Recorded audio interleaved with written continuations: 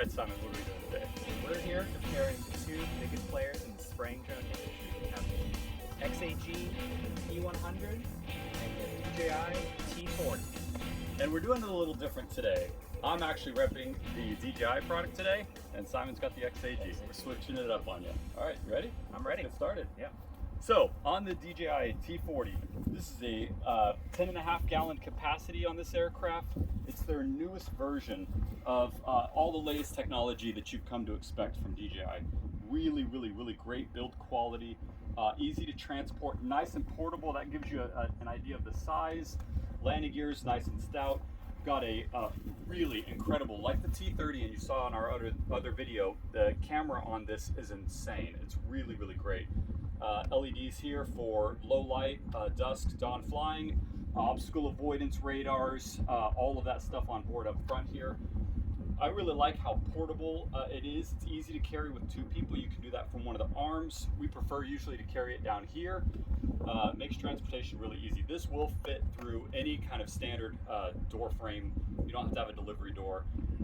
Fits up nice. We've got a van that it goes in the back of really easily. I like that. Coming on up to the tank is here. Not easily removable. They are swappable when you're going from liquid to granular. Battery goes in right back here. Just one battery on this aircraft. Just drops in right here. Here's what the battery looks like. A big upgrade, big capacity size from the T30. You also notice all of these heat sinks that they're air cooled. We'll talk more about charging a little later, but that's the battery. And then a big thing that you probably heard about is the rotary atomization. So this is a new approach for DJI. It's their first take at this. I think they did a good job. So what happens here is similar to the XAG design that Simon will talk about. We use a pump basically that drops down. Your liquid comes down here. We'll tell you why it's blue later. Drops onto this spinning disc. The disc rotates, atomizes, or shears the droplets into whatever design or desired droplet size you've got. This one, the droplet specification are between 60 and 300 microns. So you're getting a fine to a medium droplet size on this aircraft. I'm going to unfold it, show you what it looks like. I love how easy this is to use. It's very intuitive. Build quality is great. The other thing I like about this T40 from the T30, it's even a bit more user serviceable. So you've got a little better access to different components. Arms come out, they latch in with this piece right here. I like the labeling, the branding, all of the fit and finish is nice. I'm not crazy about this foam stuff. I get it, it's lightweight, but really, really, really nice design, well thought out. This is a different approach also for DJI in the spraying drones because they've double stacked these rotors. So you've got opposing and stacked rotors. So it's 8 rotors all together. I like that you've got rotor redundancy and motor redundancy too here because we've got all these. And this top one comes out, latch in. We'll swing those blades out of the way for us, bring this bottom piece down. Again, great build quality here. Intuitive, easy to use. Quick piece, motor, electronic speed controller, ESCs, everything's pretty accessible. Spray lines, spray hose configurations on the, sorry, I'm on the wrong side here. You've got some access to those lines here. Pumps, everything is right back here, so easy to access everything, nice and clean. Without being as buttoned up as the T30 was, which I appreciate. All right, now we'll head over to the P100. All right, with the P100 here from XAG, direct competitor really to the T40. This is the exact same payload capacity of 10.5 gallons. Bit of a different design than DJI. This is a 4-rotor design. So you only have 4 rotors, no top and bottom configuration, so less motors to manage. This is not a folding design. So the arms are fixed in place. They do not fold. So this is the configuration as it's transported. It fits perfectly in the bed of a standard pickup. It's 56 inches wide. Although the arms don't fold, the tank is easily removable. There's these 2 large latches on either side. By lifting the latches and disconnecting the 2 lines to the pump in one plug, you can remove the entire payload assembly and switch it out for either a different tank or the granular spreader option. Those lock in very securely. We have a dual battery configuration on this model, so even though we do not have rotor redundancy, we do have battery redundancy. Very, very, very strong build quality on this. It is incredibly strong, composite frame design, carbon fiber arms, and it's incredibly easy to service. So the arms can be removed with just 2 clamps and 4 small screws. You can slide the entire arm out and replace it in case you need to.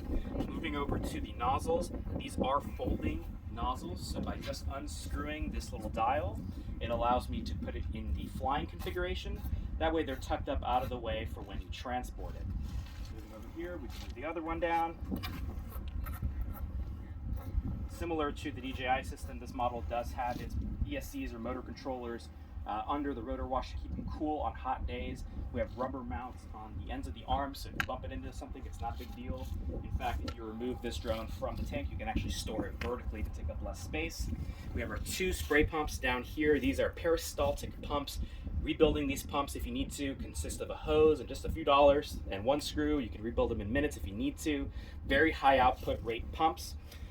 And let's see, of course we have our full obstacle avoidance system, very similar to DJI. So we have a radar obstacle avoidance in front, terrain following radar underneath, and one big upgrade over the previous V40 model is the camera system is significantly better, high resolution, high definition camera on board.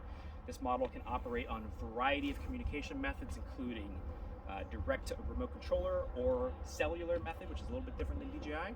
But let's go ahead and unfold the props. This does have some really nice foam holders for the props to store them, and I can tell you from my experience, they hold up great on the highway. It happens, huh? Yeah. So there's our unfolded, opened up configuration. It's a little bit smaller footprint overall when unfolded versus the T40. Similar weight overall though, and a different design. The tank is underneath. You do have a dual fill system, so you can fill it from either side depending on where you land. Makes it really easy to reload. And overall, excellent build quality. I'm very impressed with the overall build quality of this aircraft. Okay, move on.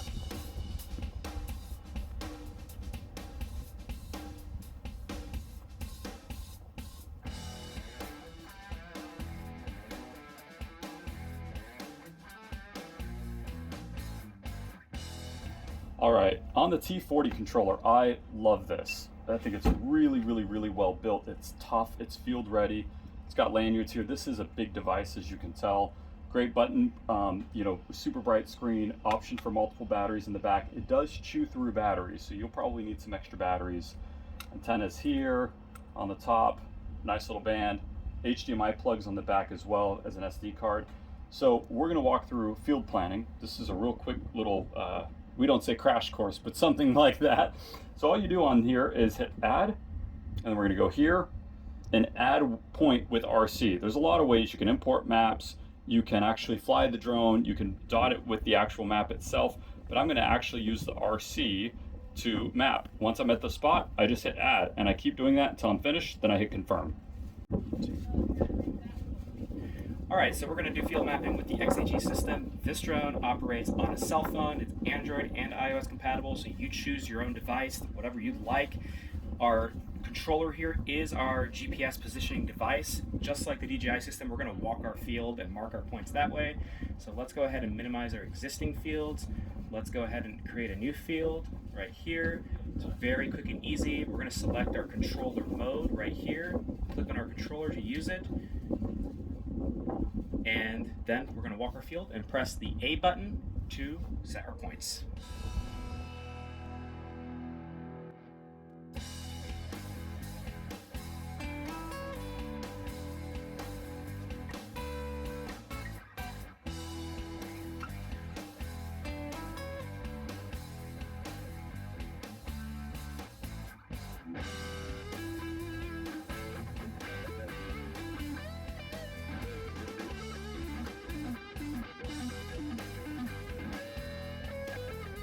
And now we're ready to kick off with the T40. Let's go.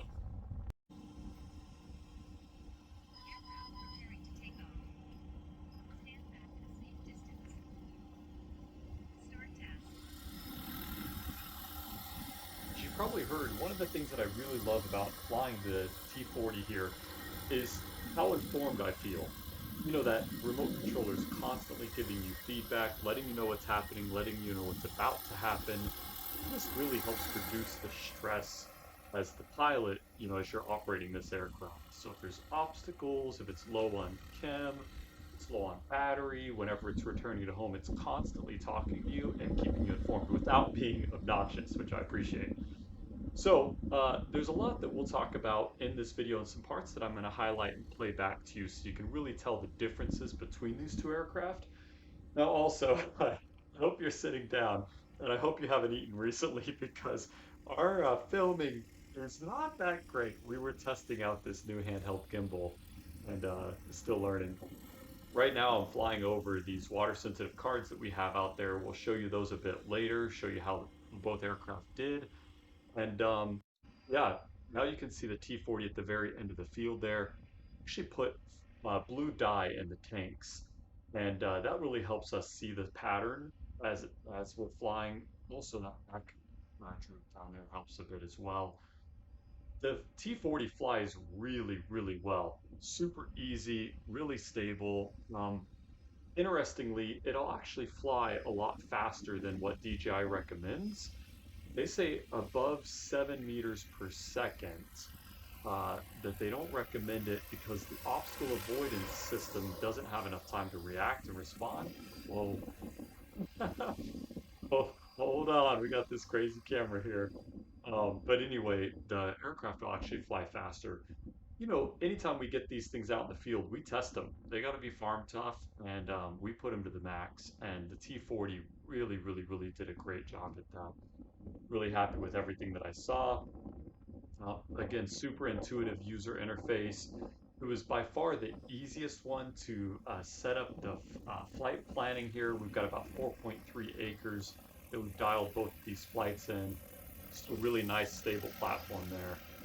Some of the things that I'll talk to you about in a moment here is how the pattern was affected by the speed of the T40 more so than it was on the P100, which I found kind of interesting, but also I wasn't surprised. I kind of saw that coming based on the physics and the design of the aircraft. But yeah, we'll just keep watching it, get you a little zoomed in here. There she is down there around in that corner. Also, how these two drones operate around corners is also pretty different. And we'll do a comparison side by side here in a moment. You can see that pattern. Oh my gosh. Oh, are you nauseous yet? All right, let's zoom out a bit here. Oh, we're gonna just first pan off to the side. Really great. One of the things I love about this rotary atomization setup is that you can have, you know, smaller droplets when appropriate without restricting flow.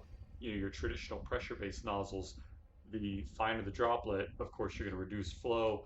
The T40 no longer has that constraint, so you can maximize your productivity, high flow rates, while still having a smaller, oh, let's look at the ground, while still, while still having a smaller droplet size. Same thing on the P100 from XAG. They both feature that. I also love that you don't have to deal with clogging because none of the actual pesticide is coming in contact with the pump. Uh, all of that's totally isolated now. So unlike our old diaphragm style pumps with hydraulic or pressure based nozzles, we don't deal with that anymore. Show you the ground. Oh, look at the beautiful sky. Okay. This is kind of embarrassing, but just pay attention to the drone, okay? All right, stay with me here. All right, rounding it off here, the T40. Got a timer going as well, so we'll know exactly how long it took to conduct this flight here. Coming back down into field. You'll notice the pattern changes the faster the aircraft moves. It's one of our points of concern here that we'll talk about here in a bit in the debrief. But the faster as this T40 gets up to speed, you'll start seeing some more of that spray moving off target, which is not what we want. So in that case, you know, when you're working to mitigate drift, then you'll actually have to fly the T40 a little slower. Why is that? It's really my theory is that it's due to that dual stacked rotor design, just creating a lot more turbulence. And I think at higher speeds, unfortunately, you're creating from that rotor wash. I think you're seeing a lot more of that spray um, being pulled back up into the aircraft and then dispensed more on the ground. All right, now she's coming back to land. She's finished that 4.3 acres. We're down to about 25% battery life here. Coming back to land. You can see it's hovering, then it changes its heading, and now it's landing. This is all happening autonomously, by the way. All right, ready for the P100? Let's do it. Totally different sound, right? 4 rotors here instead of 8. And she's off. So we'll see her go. And this thing hustles.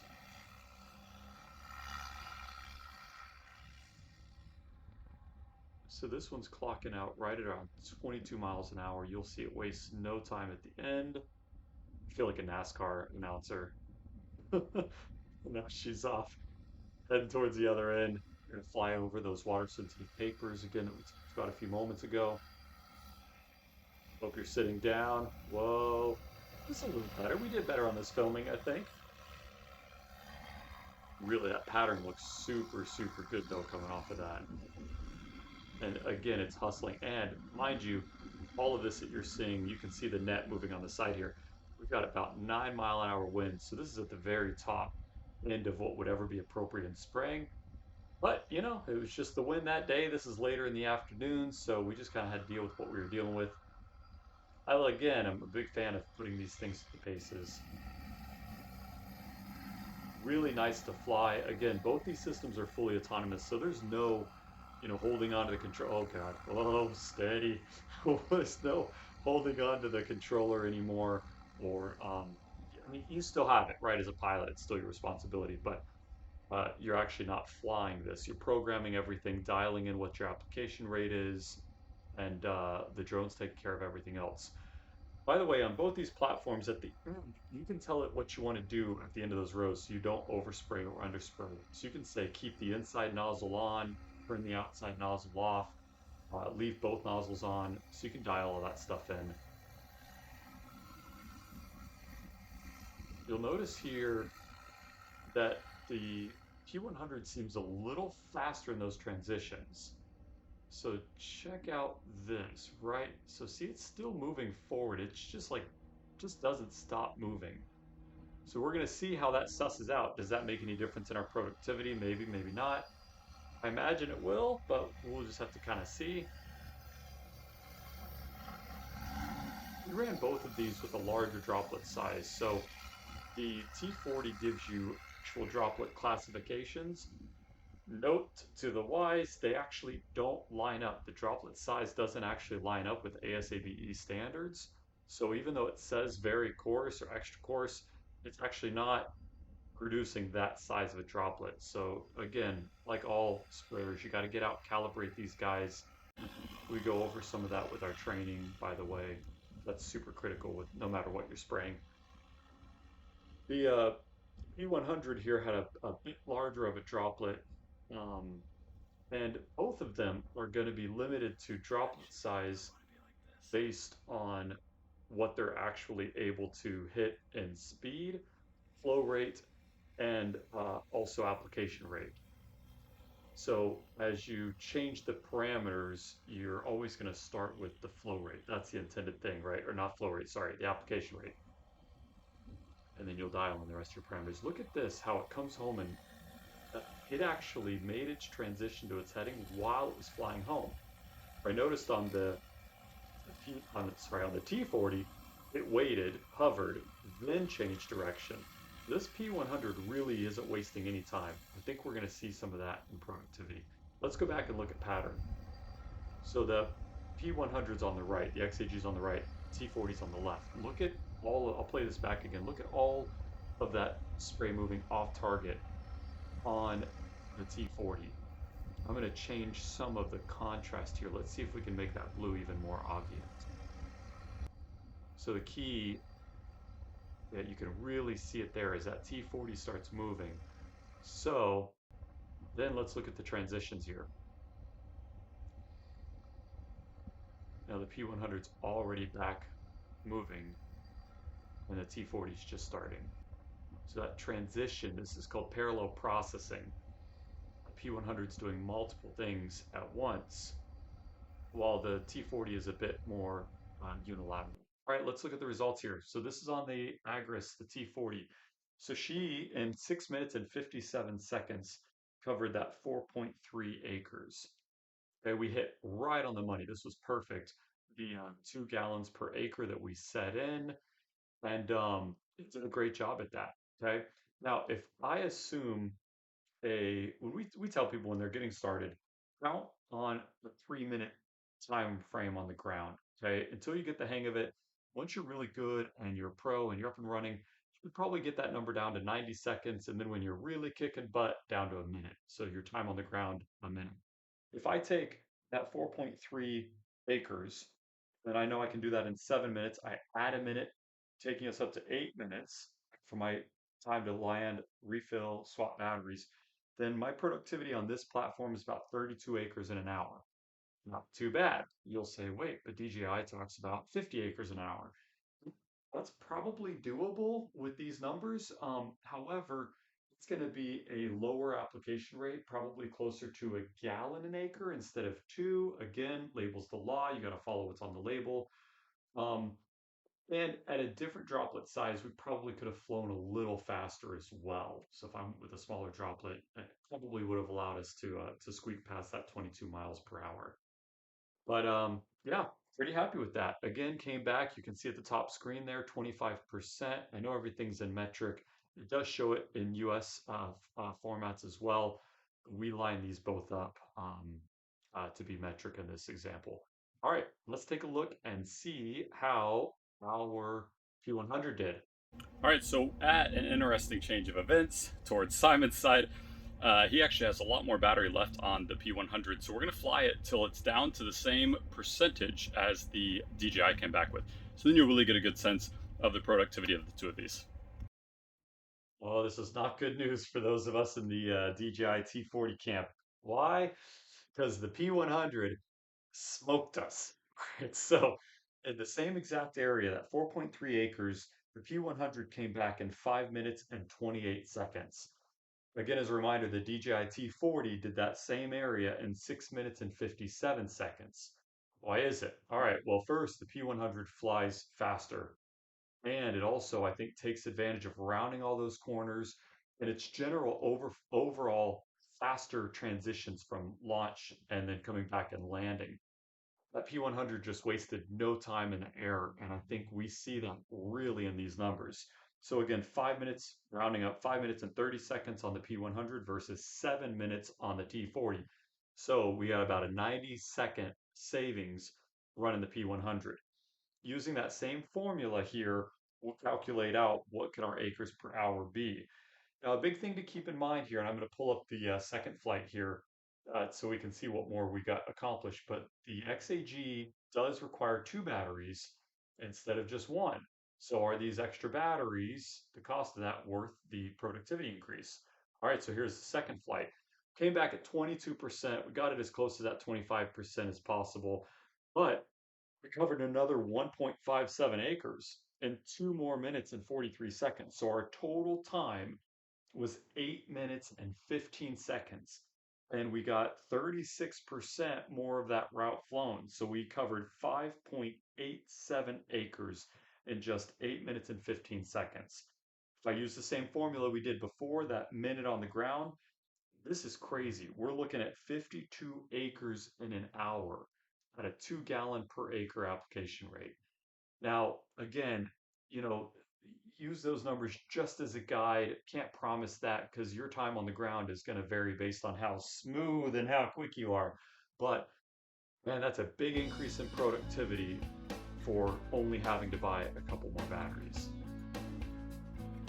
All right, here are the water sensitive cards on the DJI T40. Dang it, I wish this video picked them up a little better. The camera's trying to focus on that contrast and focus on the actual cards itself. These are spaced out 5 feet apart. pretty typical of what we expected. We weren't surprised by any of this. Some larger droplets, some variability here. Based on the wind and that high speed we were flying, I'm not super surprised. As we go more towards the southeast end of this, again, we had a wind coming 9 miles an hour north-northwest, so I'm not surprised I'm not seeing any at that end. Let's take a look at the P100.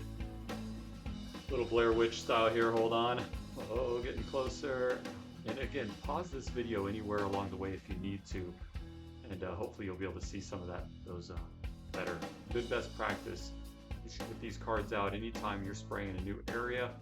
Take a look, make sure your droplet size, your coverage looks good. You can test for swap as well. These specs and stats come out of China. They don't use the same testing methods or standards that we do in the States, so get yourself familiar with what your sprayer is doing so you can be responsible. Applicator, woohoo. All right, so those are pretty close between those two, pretty dang close. All right, let's move on to battery charging. Who wins? Okay, there's some other videos on YouTube, of course you can check that out. Essentially, the XAG battery charging system includes an all-in-one charger, okay? And it's a supercharger, generator, and charger all in one. Nice, easy to transport, pretty efficient. Basically recharges those XAG batteries per generator. You can get easily one battery charged in 12 minutes, if not a little, even sometimes a little faster. Also, the thing that we love about the XAG recharging is that they're hydro-cooled. So those batteries get really hot, either in hot climates, but definitely after being used. So XAG was brilliant in coming up with this design that the batteries actually sit in water while they recharge, helps them cool down. When it's really hot, no matter what, really that water heats up, dump some ice in there, it cools the water back down, and you're back to charging. DJI system, they do have a new generator. They went with air cooling instead. Depending on your climate and really how much you're tasking these with, you might run into some overheating issues. Again, depending on your climate, if that's the case, just get some extra batteries, give them some time to cool down in between, and you'll be good. Now, another aspect about XAG and DJI when it comes to battery chargers, the DJI generator is pretty expensive. Right now, at the time we're recording this, MSRP on that guy's $5 grand. So a lot of folks are just buying consumer, regular off-the-shelf 10,000, 12,000 watt Jennies, hooking up the regular DJI charger to those. That works really well. It might save you some money, but do keep an eye on that generator. I think we're going to see some really great stuff coming from DJI. But for today, we're going to say that XAG definitely takes it when it comes to rapid battery charging and being able to avoid having batteries overheat in the field and slow down your production. Also wanted to give you a quick look at how we transport that XAG P100. Again, this one doesn't fold, so that top comes off that bottom base, fits really nicely into the back of a truck. You could easily get a couple of these in here. Then T40 is still a little easier to transport. Just wanted to show you that. All right, so what a day. It's 90 something degrees out here, so we got a lot done. Okay, so I mean, I'm really crazy about this aircraft. I think it's night and day difference from the T30. Really happy with the work that DJI has done with this. Absolutely. Really impressed with how easy it is to pack up and to move. I think I really like how communicative the remote control is. Every time from the moment you're taking off, during flight, while it's turning around, low liquid, it's constantly talking to you. Right. And I think it just makes me feel a lot more comfortable and confident as an operator, knowing exactly what's happening. And no matter what, I love that remote controller. The bright screen, the controller's awesome. I think having all of the key data that you really need to know in the middle of an operation, having it right at your fingertips, all color-coded, I think DJI takes the bag for that. The user interface and the experience is really exactly what you expect at DJI. Yeah. It's incredibly user-friendly. It's very easy to operate. Everything's exactly what you expect it. Yeah. So it's great to see. And it's based on their history, really, with all of the camera drones they've been building for more than a decade. Right. I am bummed that I didn't have the productivity you had, and there were some really key differences. I think that I never even thought about. Your aircraft turns. What I noticed about yours is it doesn't stop moving. That's right. Where the T40, even at launch, takeoff, at the end of the row, it stops flying, then it moves over, and then it continues. Where yours goes out round, it just never stops. Even when it's flying back home, yours spins around as it's flying to get stuff ready to land. Yeah. So I think the productivity numbers we saw, almost 40% more productivity on the P100 than the T40. Really surprised by that. Yeah, that's the biggest takeaway that I saw is this drone is really optimized for saving time. Yeah. It is designed to waste no time at all. So time when it takes off, so time it starts this mission to when it comes back and lands, it never stops. Like you said, it's really fast. Really fast. We were happy with the coverage on both of them. The water-sensitive cards that we placed looked really consistent across both, even with this wind that we've got. Again, we'd never spray. You know, this is beyond those spraying conditions, but good to see that kind of data. I was also a little concerned about once we got to the maximum effective speed of this aircraft, we saw some pretty significant, rotor wash coming off. There was a lot more dye sprayed on this drone, and there was nothing on the P100, which tells you a lot more of your actual product is getting to target. I also really like this, even this one, when you walk up to it or it approaches, it's always saying, like when I walked over it, when I was swapping the battery out, it said overhead obstacle detected. I really love, again, how communicative it is. And I think anyone can pick up the controls of this aircraft and fly it in a heartbeat. Yeah. And I think that really, it does win over the XAG in that regard. Yeah, I think, and it's familiar to a lot of people. A lot of people getting into this industry, into spraying drones, have already flown DJIs. That's right. You're going to feel right at home with this. Absolutely. This system, I will say, is the entire operation is very different than most drones. That's true. I've never seen anything like that. That's true. Communication, everything about it is different. Yeah, that's right. I also like, I'm trying to think of what we were talking about. They're both maintenance-wise, they're both pretty similar, I think. I think the XAG might be a little stronger when it comes to the ease of access to certain parts and components. Right. I think they do a good job on that. I also think that the XAG seems a little more robust when it comes to the build quality. Like the propellers just feel a lot more solid, the frame feels a bit more solid, but these things are workhorses too. This is a lot lighter to carry as well when it's loaded because you're running with 2 batteries and I'm only running with 1. So I do like that this, is a little, again, all in all, this definitely takes the cake when it comes to portability. This is a lot easier to transport, carry around. Go through a standard doorway with this. It's narrow when it's folded up. It's easier to transport. This definitely takes up more room. Yep.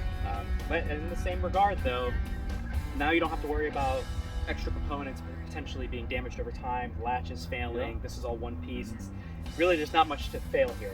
That's a good point. Really, really durable. It's also easy to replace components, so the arms are designed to be removed on this model. Right. So they can be easily replaced. Yep. This would be accessible-ish, right? This wouldn't be too difficult to replace components on this either. But I know what you're talking about. The more of those all the wiring and everything is easily disconnected on this. All right. That's true. Yep. Then we have a communication system too, which is very different between these. So we were running the XAG model on cellular data, and that means that as long as we're within coverage, we have unlimited range. We can operate from anywhere. Our mapping system can operate independently of the drone. We can do mapping with really easily with this. Yeah. And it works really well. It's incredibly fast. You would expect there to be lag. There's none. It's incredible. Yeah, that's right. And it works phenomenally well. Yeah. I have no complaints about that at all. It works.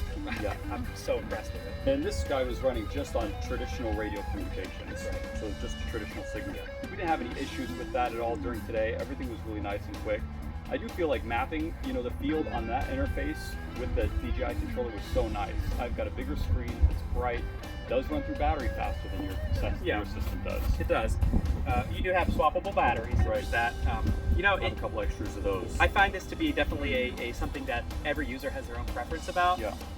I really like having the app on my phone. I can pull it up at any time. I'm laying in bed. I want to look at my field. I want to look at my spray data. I just pull it up on my phone.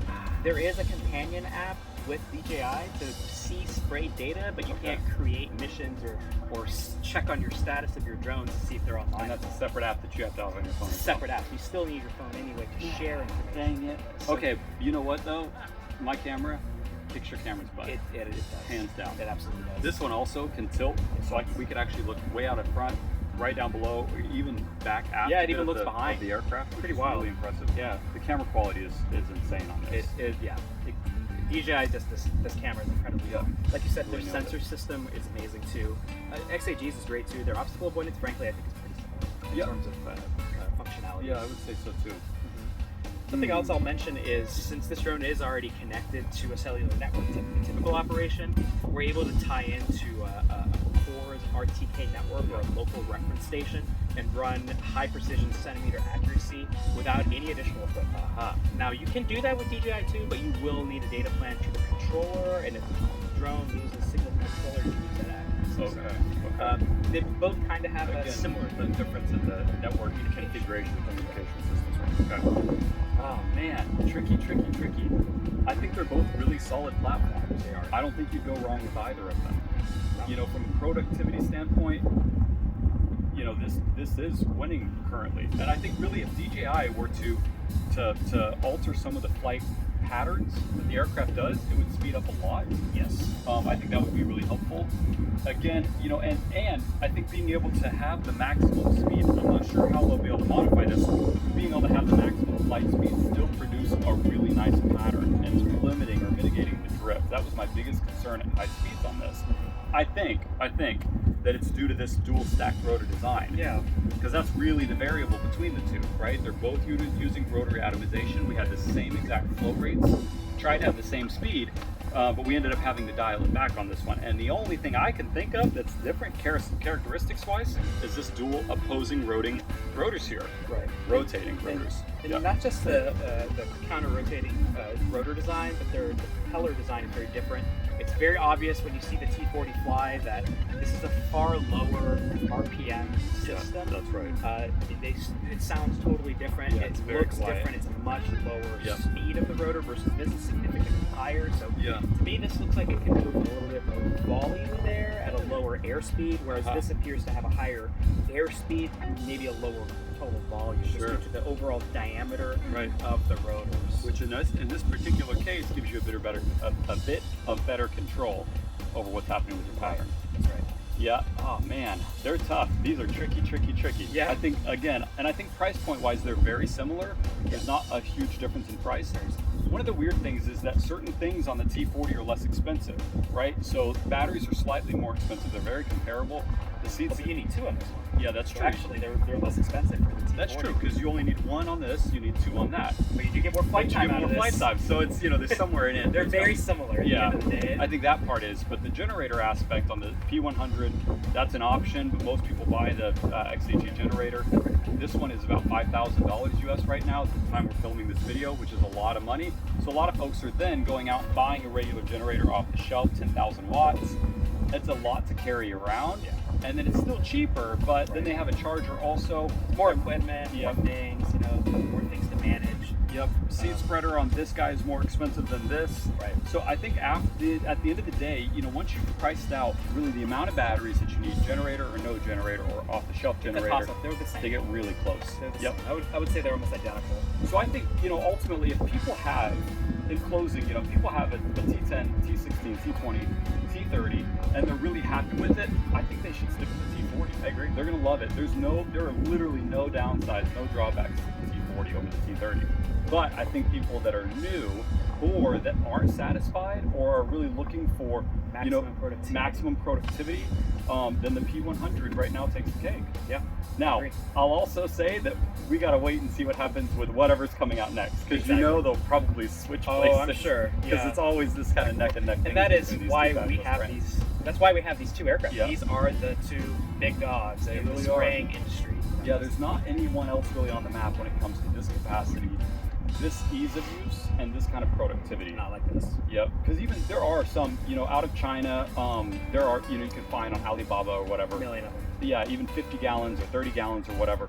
But I think no matter what, a lot of those that I'm still seeing on the internet are still with slow charging, which is your biggest bottleneck. Your time on the ground, anytime you're not spraying, is your biggest bottleneck.